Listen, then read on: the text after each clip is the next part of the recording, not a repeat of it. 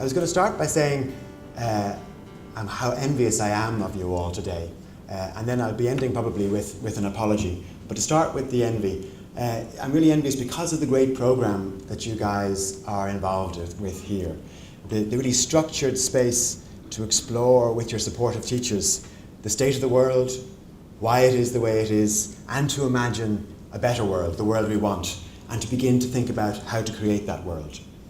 In my day, we had to rely a bit more, even than you do, on just individual teachers. There wasn't the same structured programs. But we were lucky, and I was lucky at least, in that we had those teachers in my school, often in religion class, who helped us open our eyes to the world around us and to engage critically with that world.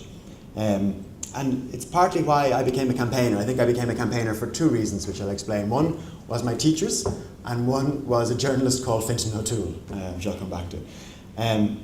Really because of my teachers, who, as I say, opened my eyes to the world around us and to the injustice. I went to school in Dublin city centre in the 1980s, a time of a recession, a time when many of the old jobs there in the docks had gone, of high unemployment, of hopelessness, and indeed of a scourge of drug addiction.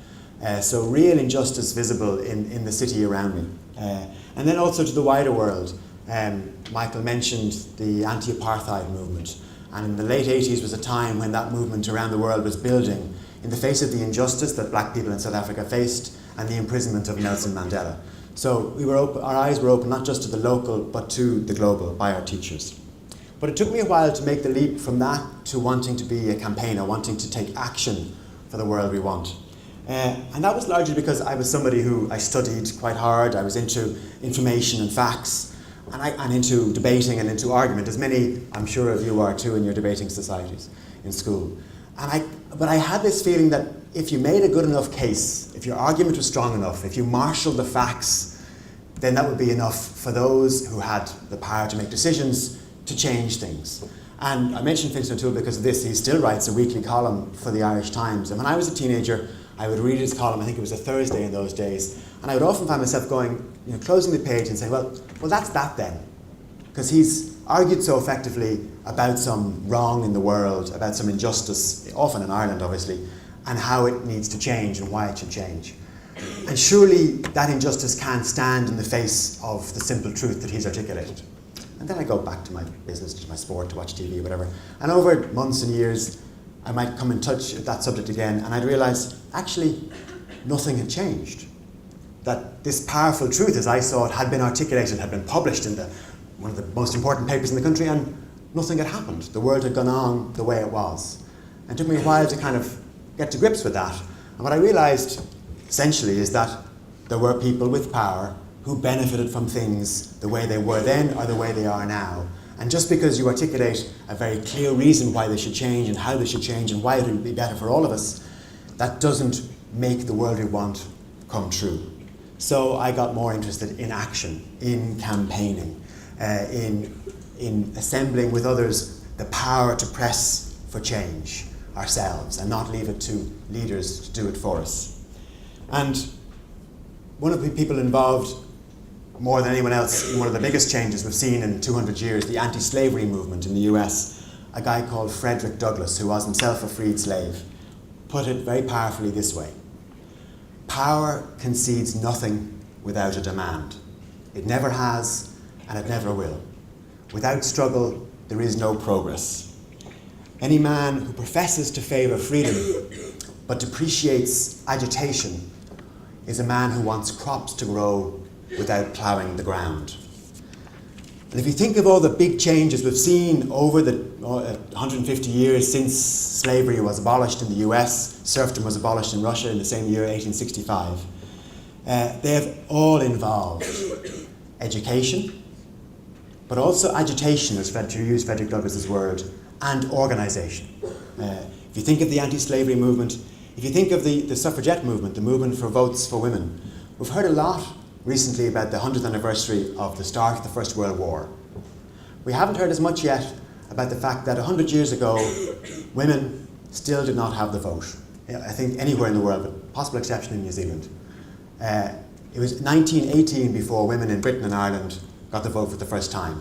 And it only happened because of real agitation, real education by women activists, and real struggle with real sacrifice, and real discomfort for society around them. They broke all sorts of taboos in order to achieve a change that we now can't imagine being anything other than the norm.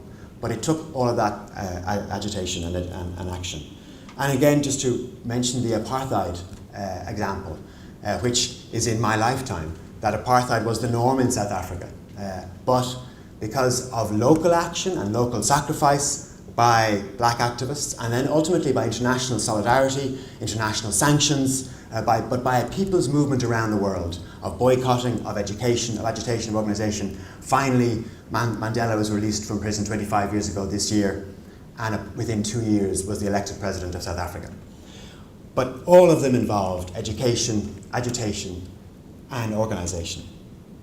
So I'm a campaigner now. I work for Friends of the Earth, which is a 2 million strong network of activists around the world in 76 different countries. And our vision is of a just world where people and nature thrive. That's the world we want to see. But we have discovered over the last 10, 20 years that there's one particular central large obstacle to that, which in a sense wasn't what we started out looking at. It wasn't something that we went looking to be involved in, but it came to us, and that is climate change.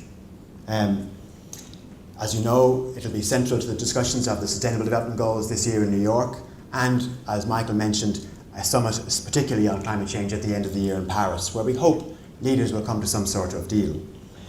But as soon as you start talking about climate change, it often gets very abstract. You're talking about an invisible gas called CO2 that we release when we burn fossil fuels. It's about parts per million in the atmosphere. It's about degrees of warming. And you can get very lost very quickly in a thicket of somewhat abstract things. I want to try and make it more tangible today before I talk about how we get to that world we want. But just one moment on that issue of the warming world. You may have heard that the goal we all have is that the world shouldn't warm by more than 2 degrees above what the average temperature was before the Industrial Revolution. But that doesn't sound like a lot. I mean, you know, it's nice and sunny out there today, but actually it'd be nicer if it was 2 degrees warmer. When we go on holidays, we want it to be 5, 10 degrees warmer than it is in Ireland. But really we're talking about a measure of the energy in the atmosphere. So the average temperature is about 14 degrees across the globe.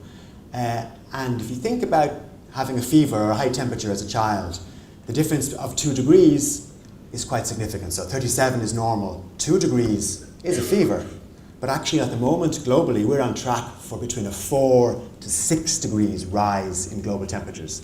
So that's a fever, or a fever that would kill you. That's like a temperature of 41 degrees to 43 degrees. If you had that in an infant child, you'd be taking emergency action because their life would be at risk. So just to make that analogy, that's what the warming measures. It measures the level of distress and change in the atmosphere that's causing disruption to our climate system. But to try to make it more tangible, I want to talk about 2 things. I want to talk about water, and I want to talk about fossil fuels. With water, what climate change is causing is too much of it or too little of it. We're seeing already, with just 1 degree of global warming, a little bit less, we're seeing huge impacts.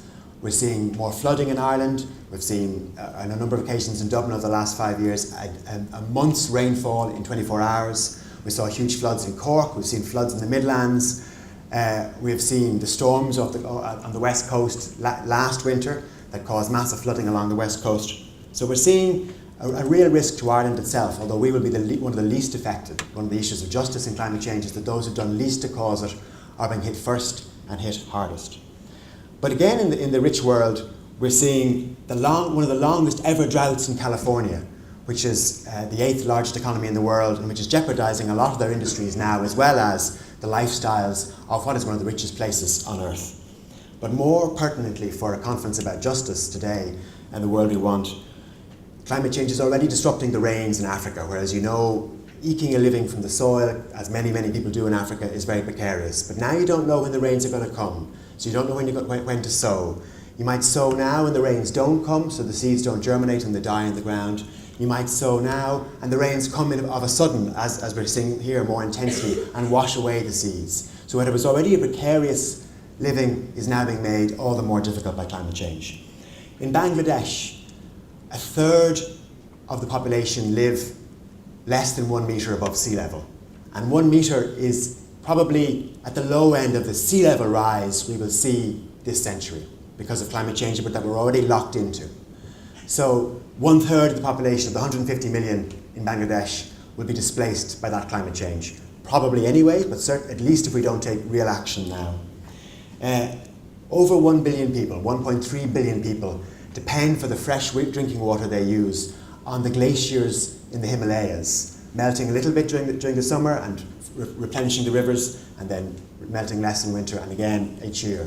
But because of global warming and climate change, those glaciers are retreating, and over time will give less of the fresh water we need.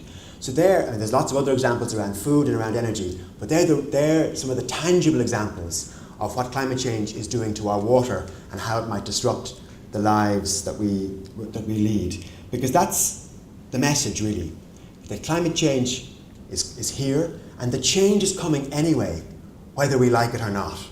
And our choice is actually between managing that change, containing it, or else failing to act and facing much bigger disruption down the line to our lives and our livelihoods, not just in the poor world or in the global south, but here in the north. And one of the examples of that is the migration that we're already seeing. You know the tragic stories over the last week of a number of boats now, well over 1,000 people who've died in the Mediterranean trying to reach Africa, trying to reach Europe from Africa. Now there are many and complex reasons why people move, but more and more we're seeing climate change as being one of the factors, in fact often an aggravating factor of whatever other issue is at stake there. Or sometimes the factor that's causing the conflict in the first place is drought or lack of water. And we cannot expect to stay safe in our less affected world if we let climate change run out of control. More and more people will seek desperately to move in order to try to survive. So the good news is we can do this. We already have the technology, we already are most of it, that we need to switch from a fossil fuel dependent world to one that is based on renewable energy and on the sun and on wind and on other forms of renewable energy to still power our lives. But it isn't happening. And that's before I finish, I want to look at why that is and what we can do about it. 50 years ago, JFK, the US president, launched the moonshot, the plan to be in the moon within 7 years. And at the time, scientists thought he was mad. The technology didn't exist to get there. But because politicians set that goal, the resources and the expertise and the science was marshalled to achieve it, and a man was set foot on the moon within 7 years. Now the opposite's happening. We're seeing scientists saying we have 7 years to act on climate change, to really make emissions start coming down around the world. We have the technology, but it's going to be a big change. And politicians are saying, oh, I don't know, it's too hard, we can't do it, and are not putting in place the earth shot we need, the marshalling of resources and energy to actually achieve a livable planet for all of us for the future. Because the difference between 2 degrees of warming and 4 degrees is essentially human civilization. It's within that parameters that human civilization has thrived. The World Bank has said, not the most radical institution, that at 4 degrees of global warming, we may only be able to sustain 1 billion people on the planet by the end of the century. So why aren't our politicians acting? For 20 years, they've been discussing climate change at conferences like the one in Paris and looking as to how to contain our emissions. But they haven't been talking about fossil fuels and how the burning of them increases the emissions, or how we might need to leave them in the ground. And why? Well, this is where we're getting to the nub of the issue. The fossil fuel industry is the most powerful, most profitable industry that has ever existed on this planet. And they have a vested interest in us not acting, in us not leaving the fossil fuels in the ground. And by vested interest, I mean they have money at stake. The latest calculations are between 60 and 80% of all the fossil fuels we already know about, that are proven, that are on the books of companies who trade in them and who extract them and sell them, 60 to 80% have to stay in the ground if we're to have a good shot, a good earth shot, at a 2 degree warming and no more. That's worth $20 trillion. That's already on the books of those oil and gas companies. They don't want us to leave it there. Shell wrote to its investors last year to say, those figures about leaving fossil fuels in the ground, we don't think it'll happen. We don't think, so therefore your shares are safe, the value of your shares are safe, you can keep investing in us. We don't think politicians will have the courage to take us on, will have the courage to wean us off fossil fuels. And so far, they've proved right, but they're not taking any chances. They're funding those who undermine the science, who deny climate change science, to the tune of millions of dollars every year. There's about 350 of us here, or 300 of us here in this room. The fossil fuel industry has 900 people, 3 times this room, every day lobbying in the United States of America, in Washington, in their interests and against our interests.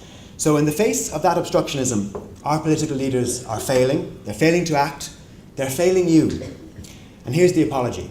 For the last 25 years of climate talks, our generation has failed your generation. We are frying your future. The good news is, though, that your generation is not failing. They are taking action and they're building a movement for change. I was reading this morning about a group of teenagers in Oregon in the US who are launching a lawsuit against their state for failing to protect their future. Across the US in university campuses, students are agitating and organising to ask their universities, to demand that their universities divest from fossil fuels, as in take their money out of fossil fuel shares and put it somewhere else, because places like Harvard and others have hundreds of millions of dollars invested in fossil fuels, as do all our pension funds in Ireland and everywhere else. Well, starting there, they're demanding that we get out of fossil fuels in the same way as in the 1980s we demanded that people divest from South Africa until apartheid fell. Young people are also marching. There were 400,000 people in the streets of New York last September when Ban Ki-moon held a summit on climate change. There will be hundreds of thousands again on the street in Paris when there's a conference next December to try to address climate change. But here's the thing. We don't any longer expect our leaders to deliver the change we need. They may get a deal in Paris, but it will be too weak to do everything we need. And even if it's a good deal, we still need to keep those fossil fuels in the ground. And we will need to act together in order to achieve that. So a movement is building around the world, and it is being driven by young people like you.